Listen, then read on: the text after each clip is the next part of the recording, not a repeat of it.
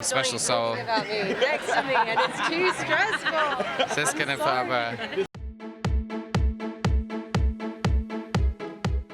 When you see that you're doing Emma, is there any hesitation in what's your process? Do you go back and look at past versions, or you just focus on your script and you say, I'm going to do it my way? Oh no, I didn't watch any of them. I hadn't seen any of them, and I think the idea of watching them once I had signed on to the role was a bit too crazy for me. This was a special one because, because of Eleanor, who adapted the screenplay. I think she wrote a really.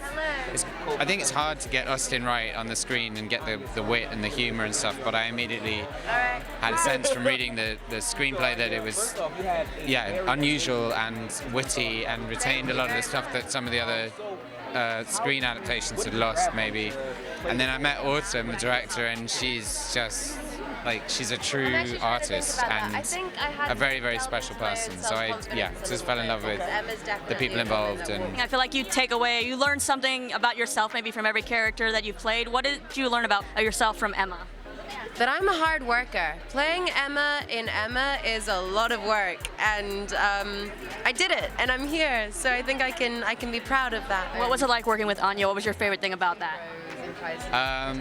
She's become a really good friend. She's a special person, special soul. About me next to me, and it's too stressful. Så ska den få What did I use to play? Yeah, Self-confidence, she's one of a kind, and I think one of the most talented young actors working in film. And it was really an incredible thing to see her do her thing every day. And I was asking your co-star Johnny about you, but what's something about him? What was your favorite thing about working with him?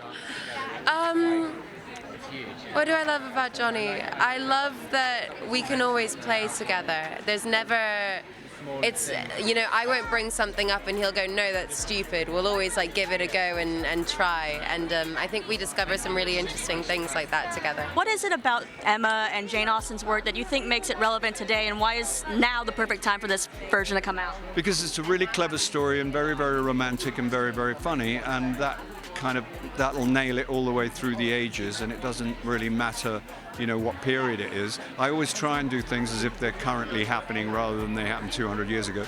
The narrow range of human responses to each other and to the world remains the same, and I think they will get a big kick out of it because it's funny, and you have to wait a long time for the two people who love each other to realize they love each other. Well, Jane Austen's a brilliant satirist, and she's really, really good at telling small town stories and small, the connections between people. She's very, very good at discovering all of that, and that never really goes out of style. Well, I don't want to speak for anyone, but I think, for me, it was a really personal story about my first best friends. I think the relationship between two women, when they're girls, the first best friend is kind of, it's a passionate, painful, sometimes reckless period in their life before maybe love comes in and interferes with it.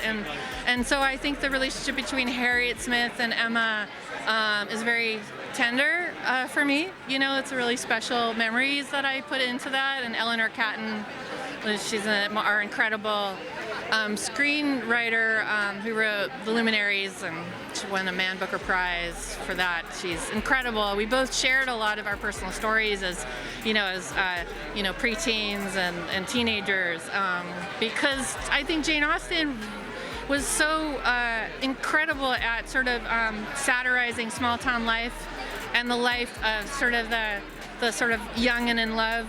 So I think there was a lot to play with, and I think that's why we're able to sort of connect to these characters after so many years.